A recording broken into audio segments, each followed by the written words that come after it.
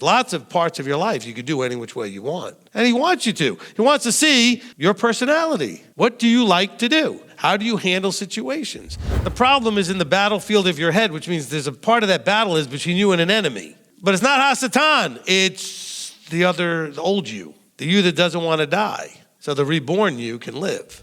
Because you've got to unlearn a bunch of stuff. Baby doesn't know anything. Everything is new. You've got to take everything you already know and realize that a whole bunch of it is wrong, or twisted, or bent, or perverted, or whatever. In other words, it's not what it was intended to be like. The sacrificial system had nothing to do with what Yeshua did. Yeshua paid a price so that you can have an opportunity at eternal life.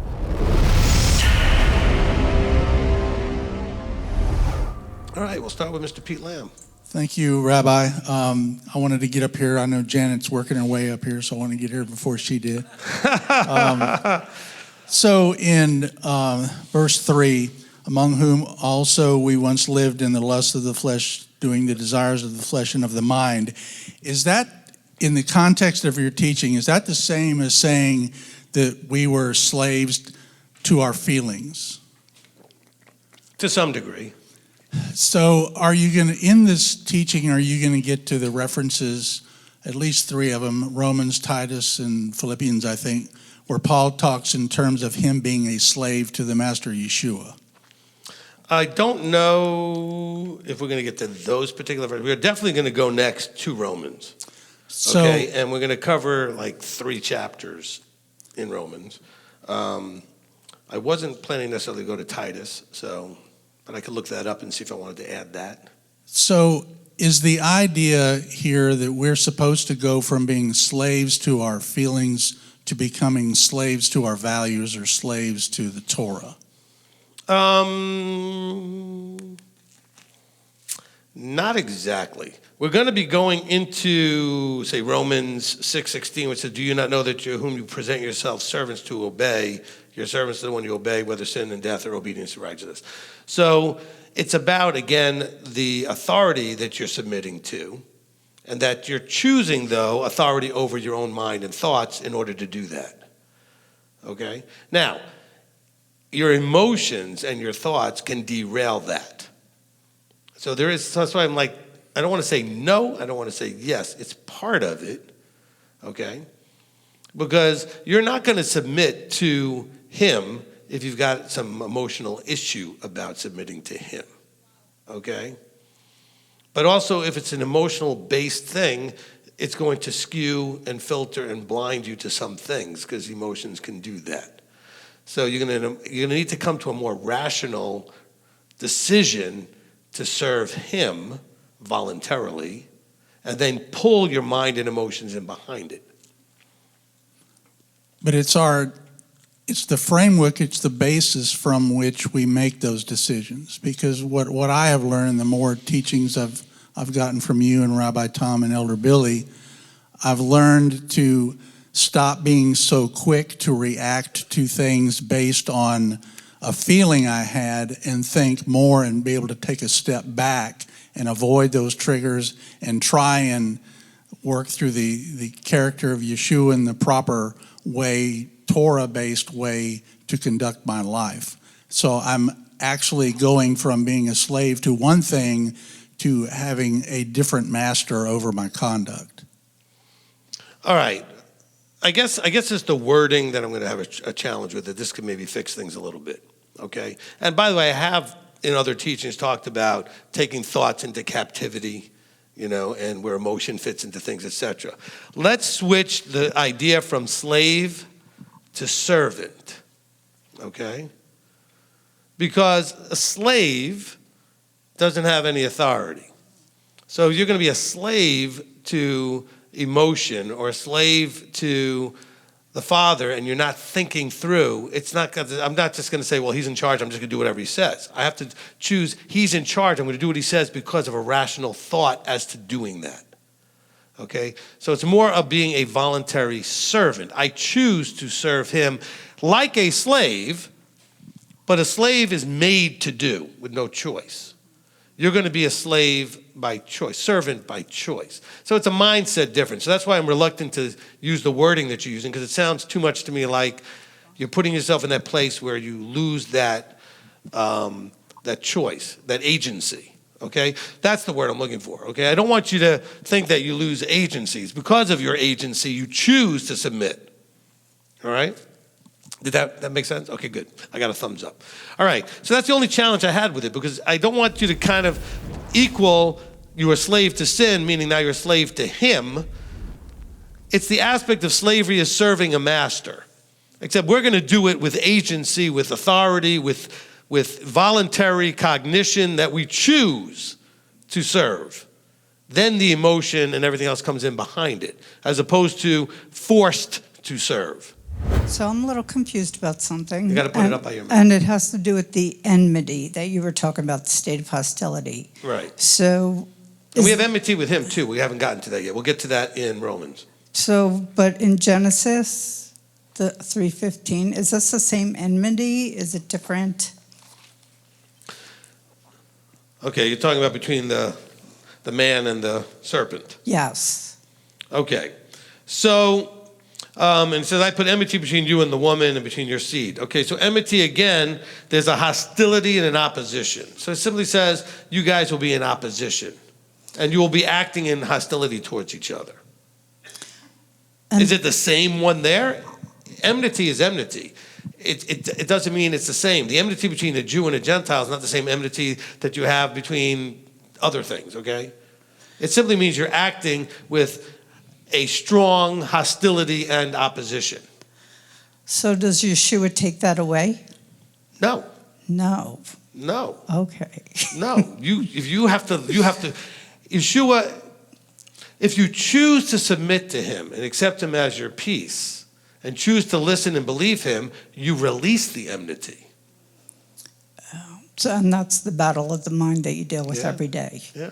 I like that you asked the question, because all of you need to hear this. Stop thinking Christian. Okay? What do I mean by that?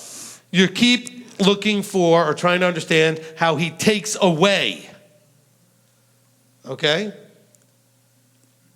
What he took away was the absolute end being death. You now have a choice between death and life. So he took away that it was just death. Now you have two choices, okay?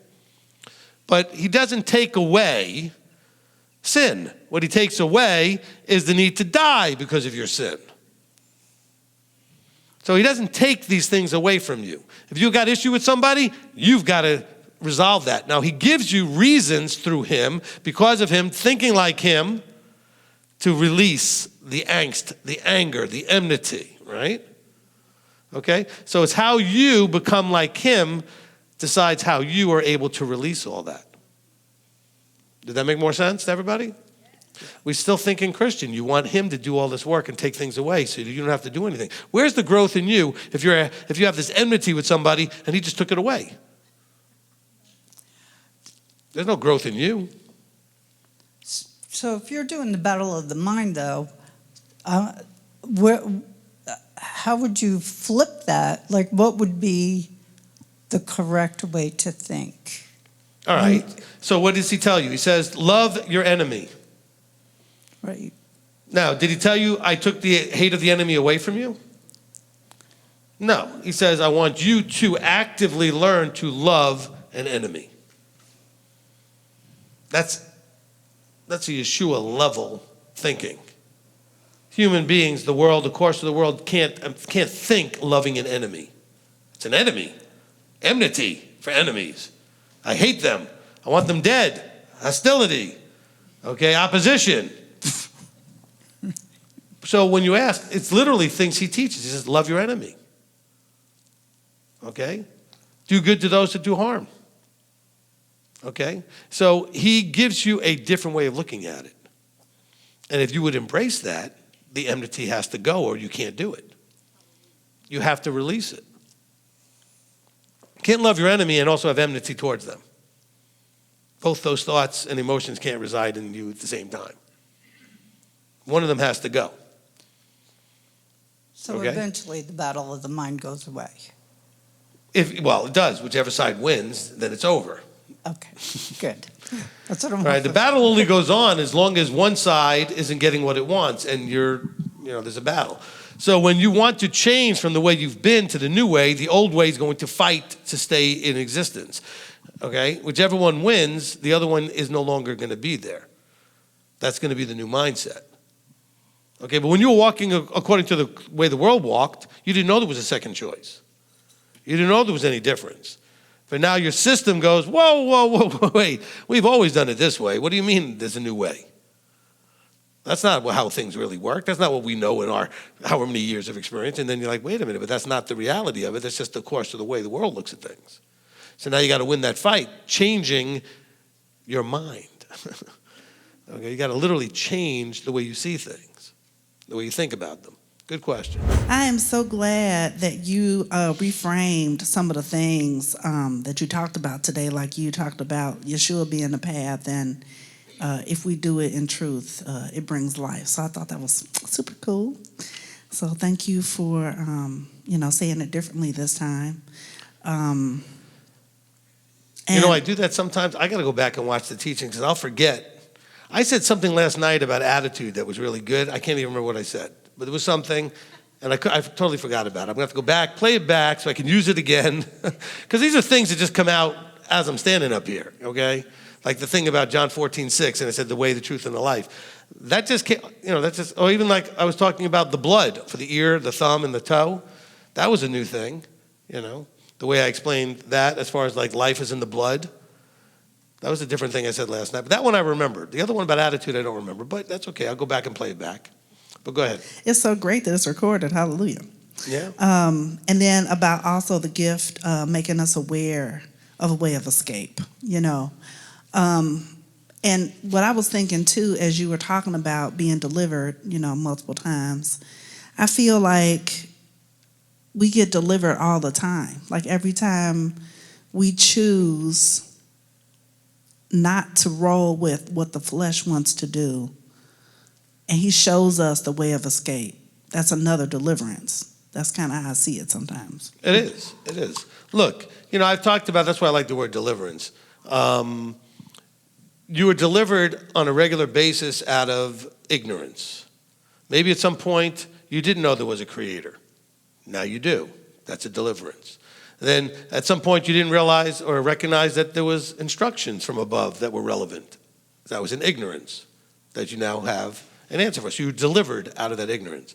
So when people say they're saved, I'm like, then would you keep getting delivered on a regular basis out of different elements or aspects of ignorance?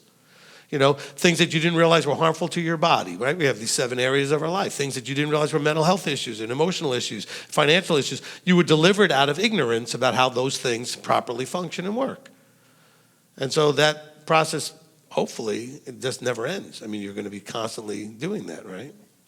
Tony Robbins calls it CANI, which is C-A-N-I, which is constant and never-ending improvement. Okay? I love that. All right, go ahead. Right, because we're personally developing into the likeness of Yeshua. And we're going to keep developing until we get there at the end. Look, I proved that just with Ephesians 2. I've read that to you so many times. And each time there was an aspect of it that was fresh for that moment. And I don't purposely go to Ephesians 2. But when we're talking about this thing, that was necessary to go to. And yet, we've been there so often, but yet it's not like, he's going to read the same thing and say the same thing. I know Abba's going to give me something to make it relevant without bending or twisting and forcing to what we're talking about. And so we can read this, probably every teaching and get something out of it. And some of you are sitting going, here he goes again, Ephesians 2. Well, too bad. It's his inspiration, so it is what it is. Well, not only that, but we do have to be reminded over and over, because every week we're going to have challenges. I mean, if we're really walking the path, we are going to have challenges that we have to overcome every week. Yep. And so when Shabbat comes, it's like our appointment with Yahweh for him to say, look at the stupid stuff you were doing, get your mind right, every Shabbat.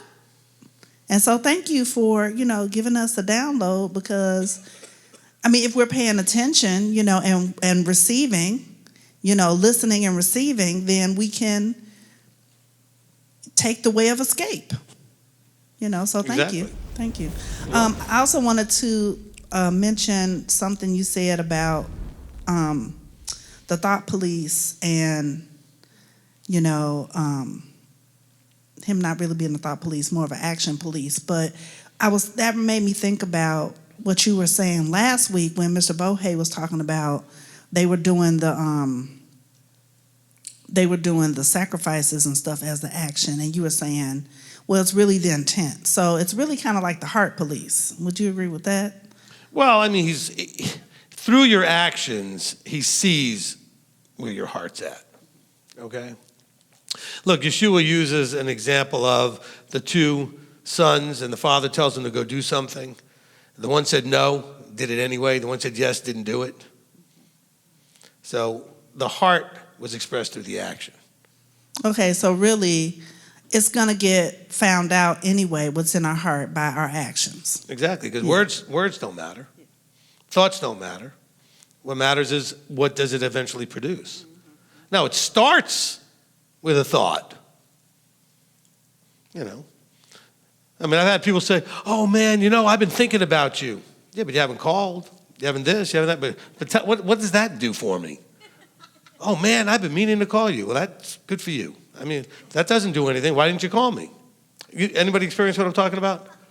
All the time, right? People say that to you. Oh, man, I've been meaning to call you. So what happened? I'm not impressed. Yeah, that's me all the time. It's a squirrel. That's what happens. The squirrels are just constantly running around, and they're like, oh, squirrel, I have a shotgun for that. You have a Nerf gun for that too, That's so that'll true. help.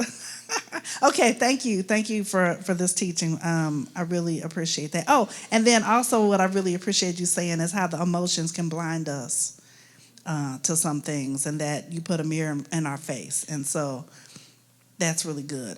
I really appreciate that, because my emotions are blinding me all the time, and because every other week we have issues with me and my emotions. So thank you for your patience and everything. Thank you. You're welcome. No problem. Thank you for the teaching. You're welcome. It really helped, I think, with understanding how with Ephesians and then back in Exodus, there's like this point that is being made that there's this initial revelation, this initial graciousness from Yahweh that is not of us, and it's from him. Mm-hmm. And I was looking at Ephesians chapter 2 and verse 2, where it's talking about in which you once walked according to the course of this world, according to the ruler of the authority of the air, of the Spirit that is now working in the sons of disobedience.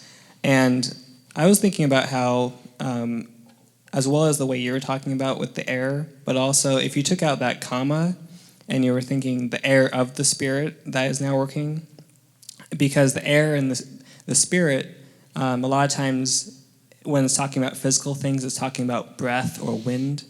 So I went back into chapter 1, where... So you're saying it's basically the ruler of hot air. Yeah, that was some hot air in my microphone. Yeah, and so back in verse 17, Paul is asking that the Elohim of our Master Yeshua, Messiah, the Father of esteem, would give you a spirit of wisdom and revelation and in the knowledge of him. So that spirit, again, connecting to air, being a breath of back being into life and not being dead. And then that wisdom, revelation, and knowledge of him being the initial starting point.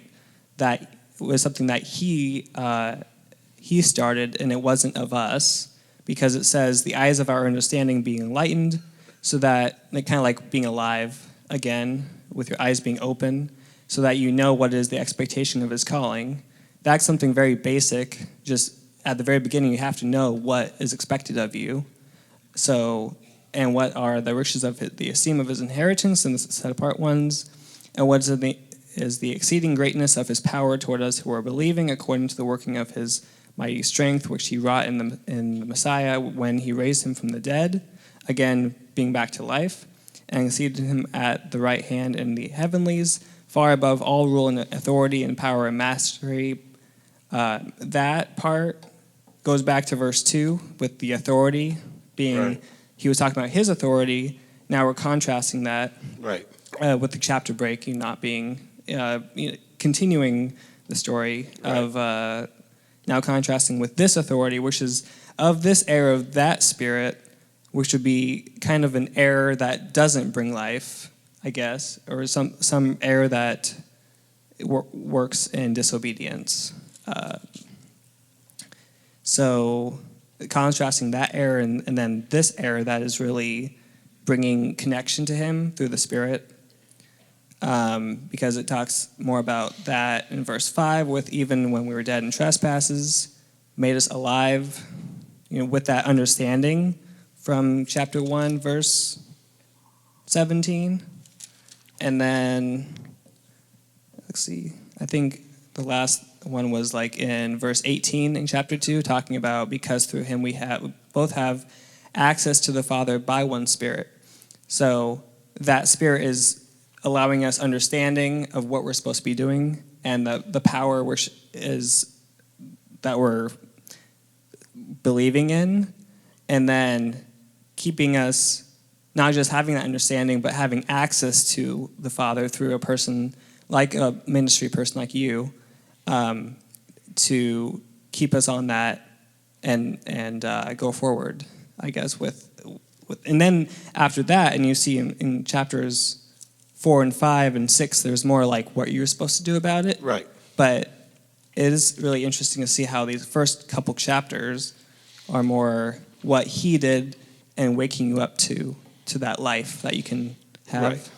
Right. Look, first of all, you point out something that's really, hopefully all of you can now see when I point it out, which is this is the challenge that if I really wanted to go all the way deep, I'd have had to start at chapter 1.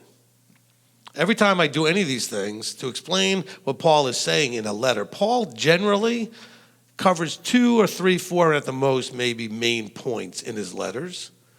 And they're all it's all addressed more thoroughly throughout the chapters. As you go through the letter, he's addressing the points from different perspectives and angles or whatever he's doing.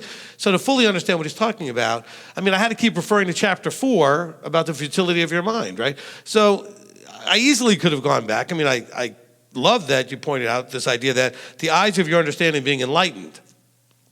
That is absolutely a piece of this in chapter 1 and verse 18, okay? So that's the challenge, though, to truly teach Paul, quoting just one verse, like people might quote verse 8, for by favor you've been saved. Well, what's the framework of that? What about the enlightening of your understanding, so that you now know what is the expectation of his calling when he called you? See, this could take hours, and people say, why do you take so many parts? Because really to give you a full understanding, and I've still whittled it down. Because really, I often want to keep going back and back and back. Next thing you know, I'm back to chapter 1. I might have started, in Romans, we're going to chapter 6. I really wanted to go to 5, or maybe even earlier. Next thing you know, we're back at chapter 1. In order to explain what's happening in chapter 6, 7, and 8. That's really where the challenge becomes. I appreciate you pointing those things out. But you need to understand when you're reading these things that you should be asking the zoomed out question, which is, whatever I'm reading in the letter that Paul wrote, why did he write it? What is the issue he's addressing? Here he's addressing authority of Yeshua, authority of the other choice, right? And how we make those choices, and the relationship between us who are Jews who are figuring this out and who are the Gentiles who are figuring this out. And then he goes into, and then how we should treat each other, how we should treat some of the leadership, right? Ephesians 4 gets into the leadership and the fivefold, and then we talk about how we should love on one another, treat each other in certain ways. And so like Chris was saying, the expectation of how we should do certain things. But he builds this argument in this case, and here's the harder part. Because it's only half a conversation, there are parts of this issue he wrote in other letters with some of the pieces that were not written in this one, but it's the same conversation he's having with a different group. Same conversation he's having with a different group, because he addresses the same issues with everybody. for the most part. But he may give us additional details that come out in the letter that also came up probably with the Ephesians, but it was part of a conversation that was going back and forth. We're hearing him address some stuff that a conversation or an issue has already begun and is being addressed. And that's why sometimes we have to go to different places. Like in Ephesians, he's saying this, and then we're going to go to Romans, and Romans is going to help us understand even more about this. Or I should say, this is going to help us understand what Romans said. I really struggle often to know the right order to give you this stuff in. I'll know what references I want to go to. I'm like, do I go to James first? Do I go to Colossians first? Do I go to Ephesians first? We went to Ephesians first, okay? I almost didn't. I changed my mind on it 4 times, okay? I did. That was just today, okay? I was going to start in Romans. I was going to start in Ephesians. Then I was going to start in James. I was going to start, and I said, oh, forget it. Go back to Ephesians. I'm just saying because it's hard to know which really is the chicken egg thing as far as they all tie together. The problem is if I'm reading a big chunk, there are parts of it that should come first to make it more clear for you guys and parts of it that should come later, but they're all in the same chapter or 2 that I'm going to read. So that little piece really goes over here from this other letter goes over here. So it's just harder to do all that, right? I'd rather just stay in that one place and help you understand it and then go back and do things.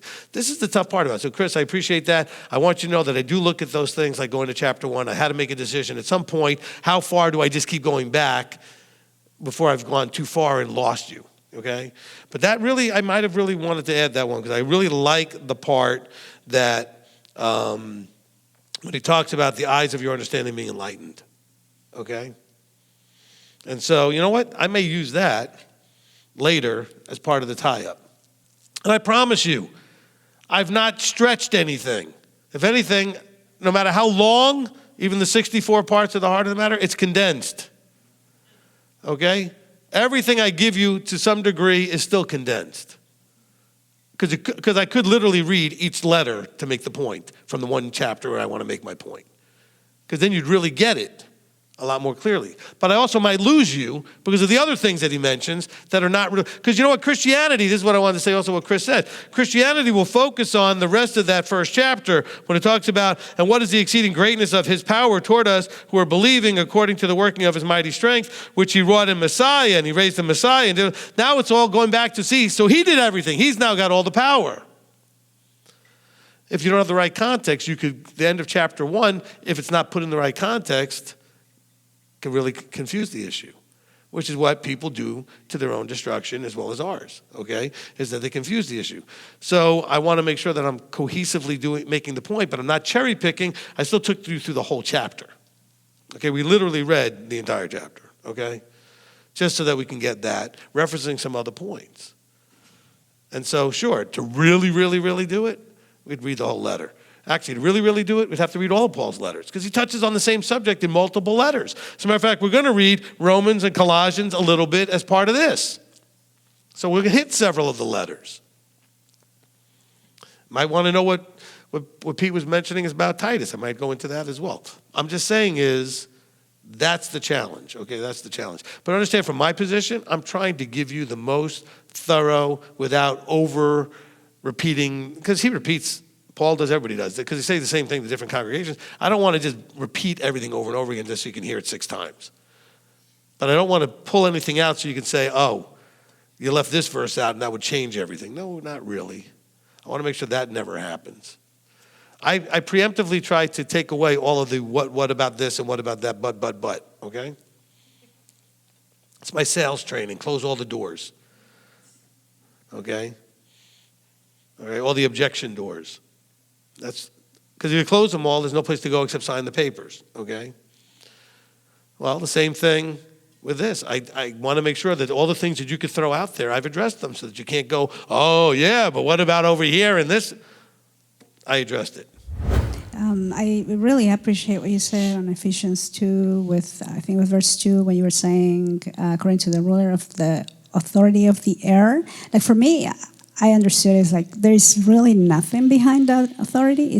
There's nothing. It's pure air, you know. Like, and if we submit to the authority of the real Yahweh, our God, our Creator, then you know that doesn't have any authority over us. It's, And that's something that I've never said before, and you need to all pay attention and consider that might be a worthy way of looking at it, right?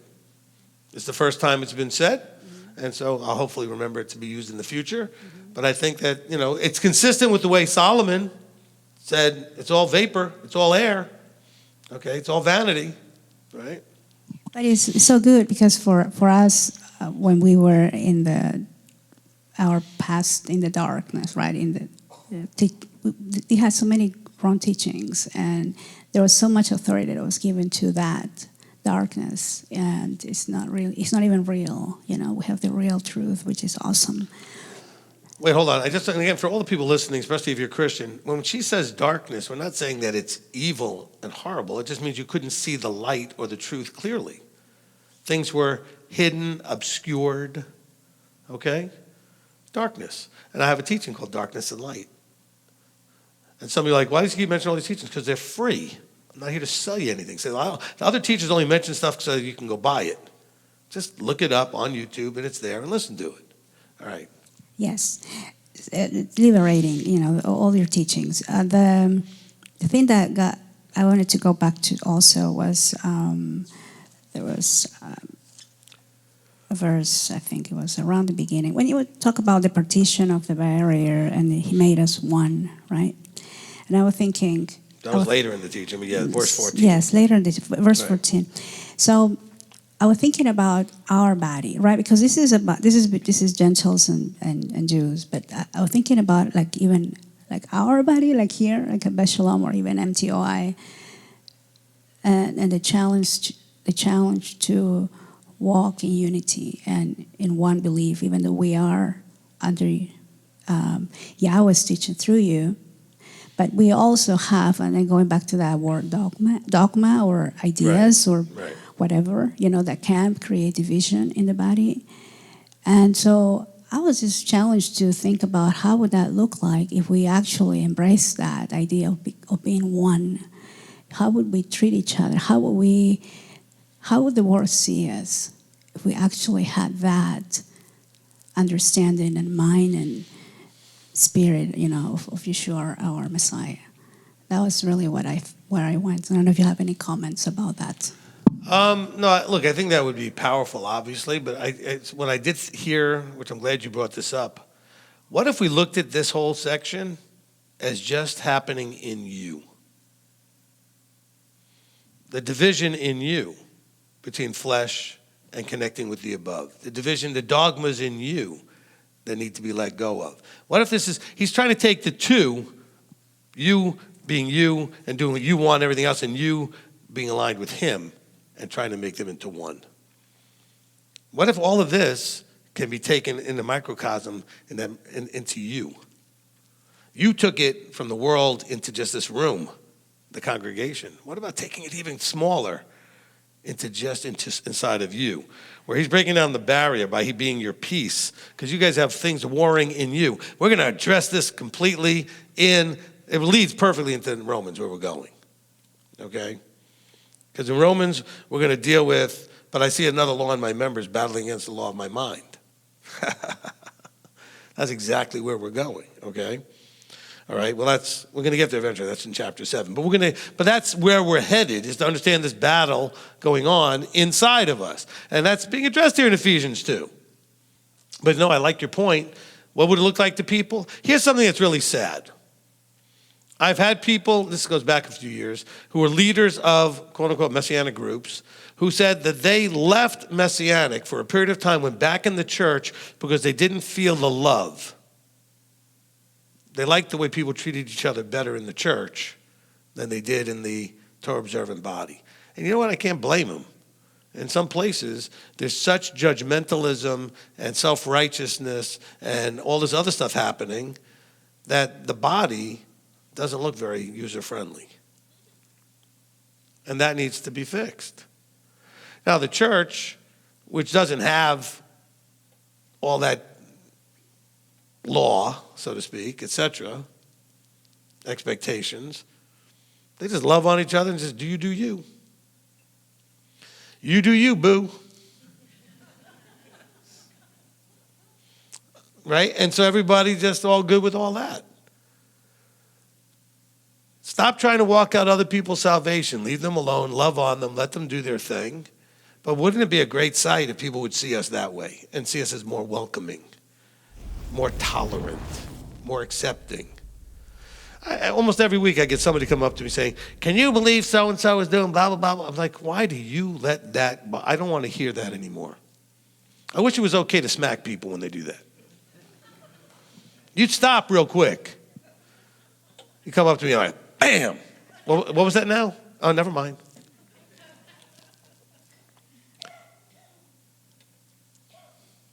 And then my last question, Rabbi, you were talking about how obviously we have a choice, life or death, right? What will you reject the Torah? Why will you not embrace all that He's offering for us, not just for this life, which obviously we're going to suffer, but really eternal life? I don't understand that part. Thank you. All right. Nobody, I'm not good with globalism, meaning global statements, right? All right, global, nobody, everybody, right? I don't believe that there are very many people, probably nobody, that rejects Torah. What they reject is any part of Torah that's inconvenient, so therefore they reject the whole thing as a concept.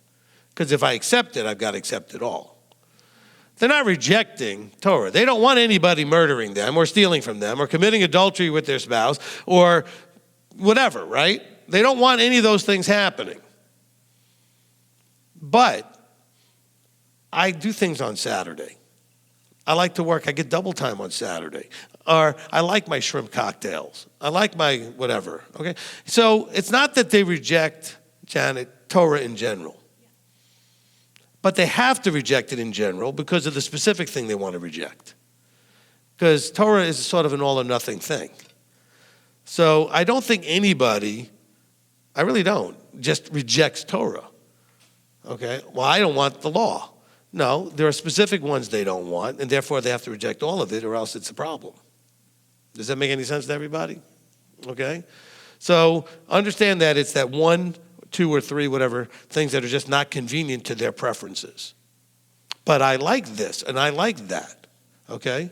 I had a guy, told the story many times, used to get tapes back in the day from me. In exchange, he would do some work for me, whatever. We had this little barter thing going on. And I was like, you're asking all these questions, you get so much of this, why don't you ever come to Shabbat? Well, I have a tennis game on Saturday. I've had it for years. I'm not giving up my tennis game. And I'm a made man at my church. I'm a big mucky-muck deacon of some sort. Okay? So it's the inconvenience factor. Torah is inconvenient to something I want, or it's inconvenient because it wants me to do something I don't want to do. So it's that inconvenience factor. It goes back to the I don't want, I don't like, I want, I like, me, preference, preference, preference. Now, it's not all Torah, okay? Because there's things absolutely that people would agree with in the Torah. Like I said, even the world makes these things like laws, okay? But that's not to say that, again, well, why would they reject the whole thing? Because you can't just reject parts of it. They know that much. If you accept it, you accept it all. If you don't, you reject it all. And so, And I will give certain pastors credit for one thing. There's a few of them out there that have literally said the law was done away with, even the 10 Commandments. You laugh, it's true. Big name, big megachurch names, okay? That if I said it, you'd know who I'm talking about. I give him credit, though, because at least he's going to go all the way. If you're going to say the law is done away with, make it all of them. Okay, because otherwise it doesn't make any sense. Okay? But now here's something I say. This is going to sound incredibly rude. I know none of you are surprised. All right. If somebody says to you the law's been done away with, I want you to ask them this question. So then, would it be okay if, like, next week I come to your house and steal a bunch of stuff, sleep with your wife or husband, whatever it is, and then kill them? Would that be all right? No, of course not. Well, you said the law was done away with, so why is that a problem? Well, those things are wrong. According to what? Okay. But see, the law was done away with. See, they don't want the law to be done away with. They just don't want to have to do the things they don't want to do. Okay? And they don't want to have to give up the things they don't want to give up. Okay? Because I always get appalled looks when I say those things. But they say the law was done away with. What about the 10 Commandments? I don't know. Every church teaches the 9 Commandments. Somehow they skip 1, 2, 3, 5, 6, 7, 8, 9, 10. Okay, we're good. What happened to 4? Well, they alter it. Say 4 was moved to Sunday. No, it wasn't. Okay? And so, but then why are those okay? So at least the one guy says, if the law's done away with, well, all of it. All right, good for you. At least you're having some integrity with that, all right? Come right out, and people still follow him anyway. This is incredible. I was thinking about the scripture when Yeshua said, I did not come to do away with the law, but to fulfill it. And I was looking in Matthew, and as you were reading the scripture about the dogma, I saw Matthew 8:15, when it was talking about how you worship him with your lips, but your heart is far from him, and you obey the commands of men. And then I started thinking about, I actually saw Ephesians 2:12. It kind of jumped out at me this time about how we're set apart to be citizens of Israel. And I thought that was awesome because, people want to say, what's the difference between you? You weren't born a Jew. And so I try not to get in too much of it. I just refer them back to you and your teachings, but sometimes it comes up anyway. So then sometimes I have to ask myself, I made a covenant, I moved here, but we have to check ourselves because, our flesh gets in the way. It is a battle of the mind. Sometimes I have to stop and say, are you sincere? Do I really want to follow him? Do I really want to walk this way, or do I want to sit on the throne? And I'm short, and I have a vision of this throne, so my feet are not even touching the ground, and they're just swinging. And so if your feet don't touch the ground, you can't stand. And so then I have to get up off the throne and give it to him, and a few days later, I'm sitting back on it again. It is a battle, but we don't want to live without him. There's no hope without him, but we still want to do our own thing, And so these scriptures really jumped out at me today. And it is a battle, but I'm so grateful that we have this teaching and that you can pick it apart for us because, we can read it. Like you said, we need anointed and appointed. And so today was really, every day is awesome that you teach us because we need somebody to define it for us, break it down so we understand, so that we can fight this battle, so that we can be set apart, so that we can be Israelites. Because as a Christian, I always read Revelations and I thought, is this 12 tribes of Israelite? Well, how are we supposed to get in? We're Baptists or we're charismatic or whatever. And so when my mother would take Revelation 7, they're not listed in there. Well, my mother would take us to this Baptist church, and they would always fight over who's going to lead the singing, who's going to play the piano, who's going to do this or that. Right. And then if your skirt was too short, they would make you kneel on the ground and pin this paper ruffle around your skirt until they came to me. I said, touch me, sister, and you better know Jesus because, you're not pinning nothing around me, because she was the pastor's wife, and they would have paycheck Sunday, and where they gave your whole paycheck. And so then they built this swimming pool, and her little bikini, she sit out there in tan, and then she was going to pin a paper ruffle around me. I said, So I told my mother, I'm going to stay home and cook, or you can go to church. And I experienced so much, they fight and bicker and backbite in these churches. It's not that kind of love.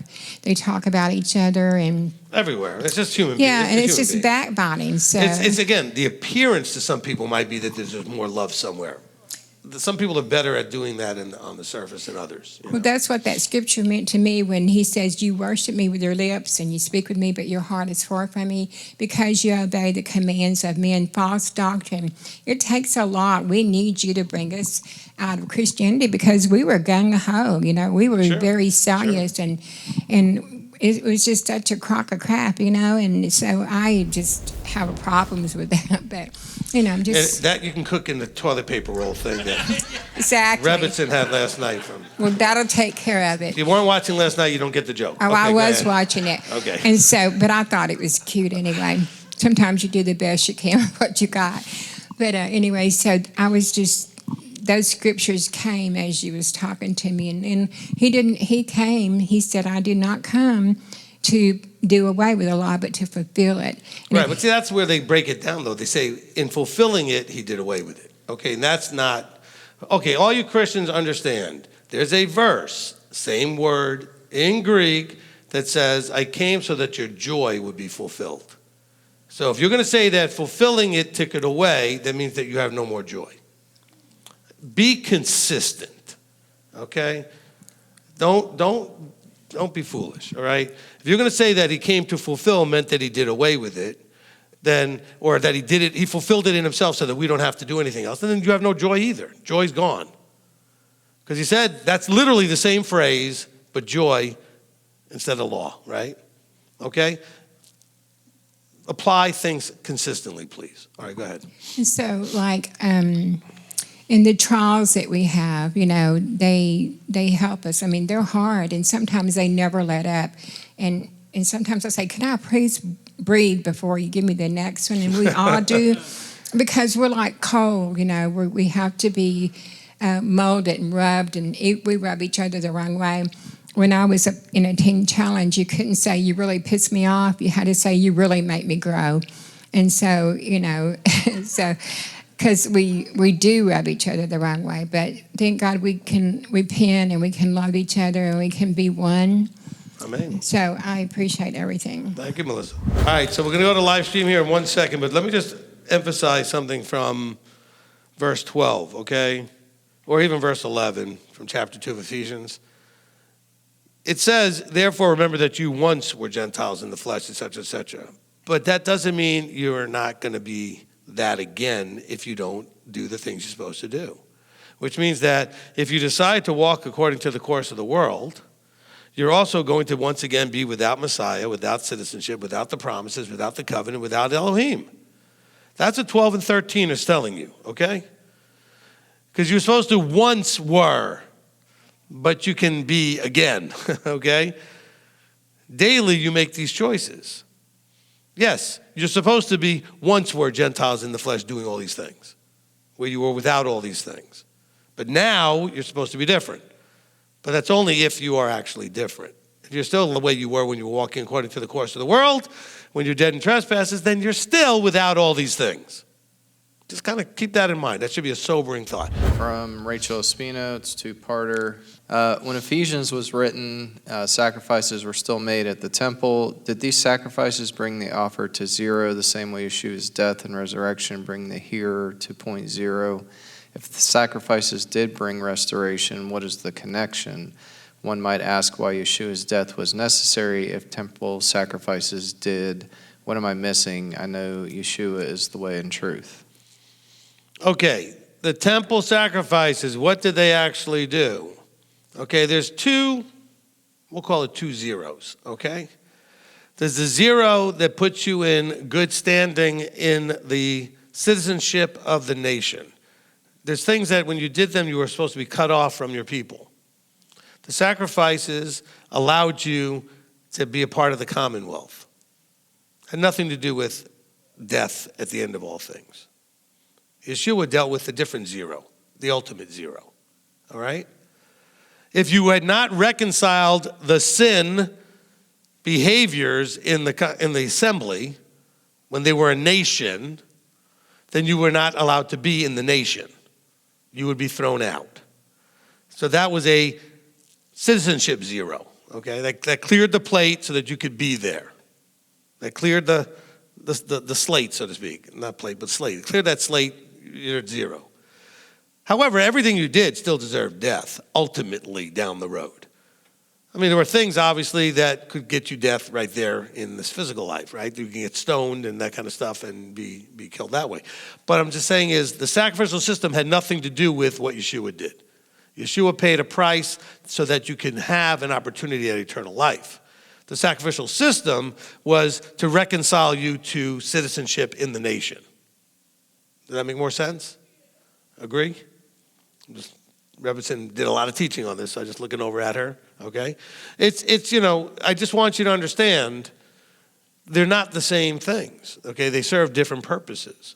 So, yes, they brought restoration and they brought you to zero, but not the same zero. It's the functional community zero. You don't get yourself back to your ledger balanced out, you are out of the community, okay? This is a different thing. This is something that Yeshua did, was something that never did and never was intended to do. From Mike Robillard, Rabbi, in the world, our thoughts were based on what we thought was best. Once our bubble is popped, is it safe to say that our submission to Torah is the foundation of the born-again process? I don't like that phrase, born-again process, okay? Okay, if you think about birth as a process, I guess the fact that, you have to be in the womb for the 9 months or whatever, and, then you have to come through the canal and come out, or I guess they C-section you, whatever, but you have to be birthed, okay? But then the beginning, that's just a zero again. Then you have to learn everything from scratch, okay, at that point. So the born again thing, go back to the whole picking on Nicodemus, okay? And I explained these things in that one about being born again. But we are being reborn in our thinking, in our understanding of how things actually work and what ultimately how they actually play out. And so this whole born again thing still comes from more of a Christian thought process. As much as I don't like the phrase saved, I hate the one born again just as much. Okay? Well, we're born again. Hopefully your mind is being rebirthed. You're thinking with a new thinking. The whole process in chapter 2 of Ephesians says so that he would create a renewed or born again mindset. But when you're reborn, if you think about it, a baby knows nothing, has to learn everything from scratch. And that's kind of the beginning of this process, is that once you're reborn of him popping your bubble and getting your attention, you got to learn everything from scratch. But you have it much harder than a baby because you got to unlearn a bunch of stuff. Baby doesn't know anything. Everything is new. You've got to take everything you already know and realize that a whole bunch of it is wrong or twisted or bent or perverted or whatever. In other words, it's not what it was intended to be like. So it's a tougher journey. But hopefully that answered the question there, okay? So in coming to Messiah, you are basically given a rebirth. Put to zero is like a rebirth. Now, what are you going to do with that? What are you going to grow up into? From Gian Jordan, two-parter. Enmity is our enemy, only then spiritual, meaning not flesh and blood. Trying to reconcile what and who is our actual enemy that we should hate. Okay, enmity is not your enemy. Enmity is how you treat an enemy. Okay, enmity means a strong hostility and opposition to something. All right? So enmity is not the enemy. Enmity is a wrong mindset that needs to be let go of. All right? But it's how we treat people. It's the description of what you do often to an enemy. Okay? When you have an enemy, you treat them with enmity. Okay, so who is our actual enemy? Look in the mirror. Okay? The problem is in the battlefield of your head, which means there's a part of that battle is between you and an enemy. But it's not Hasatan, it's the old you. Okay? The you that doesn't want to die. So the reborn you can live. Okay? I don't want you to have enmity towards that enemy. I just want you to recognize that enemy needs to be shut up so that you can have your voice and live your new life. All right? But the enemy is within. the one that wants to trip you up. I've told you that in the Hasatan teaching too. And this is the last one we've got from Olivia Dirth. Perfect It's timing. two-parter. Christianity taught us that everything you do needs to be holy and pray about everything.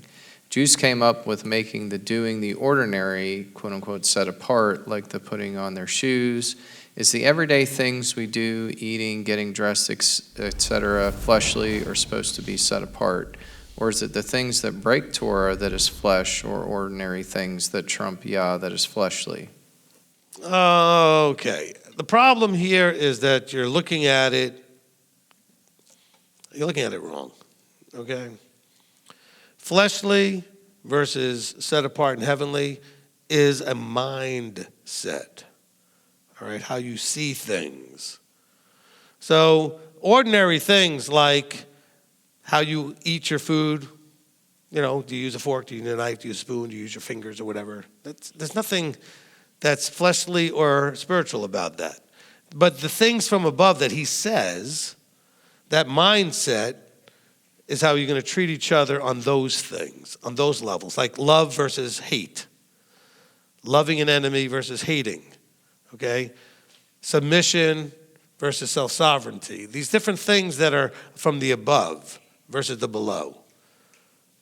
So when he says, one day you shall meet with me on Shabbat, you're pretty much allowed to do what you want to do on the other days as long as it doesn't break anything he said not to do, right? You could do more or less anything you want. 6 days you have to work or play or whatever you need to do. One day, though, you need to keep a certain way. And so that's the way most of your life is. Lots of parts of your life you could do any which way you want. And he wants you to. He wants to see your personality. What do you like to do? How do you handle situations? Some of the things that you face, though, and you experience, he does have specific instruction on how you should handle these things. And those are the things that are going to be more about flesh versus the above. Okay, the flesh versus the spirit, the below versus the above. Okay? And so eating, getting dressed, etc. I don't think generally he minds or cares very much about what you wear. He may look at the choices you make based on how societally appropriate it might be. Are you aware how what you wear affects other people? Which is a cultural affectation. So there's no real strict rules as far as I'm concerned on that. It's really cultural. Because we all know there's parts of the world where they wear a whole lot less than other parts of the world. And guess what? In those parts of the world, nobody cares. Because that's their culture. That's their weather. That's the way things are. I'm serious. You live in the middle of the rainforest, people aren't wearing very much. Okay? Well, but that's why it's got to be part of the societal cultural thing. But as far as when you say eating, getting dressed, or whatever, I think it's fleshly depending on what's driving. Okay? Am I trying to sexually entice someone with how I dress? Am I trying to, in other words, what's driving underneath all these things? Okay? All right, so that's going to cover it for today.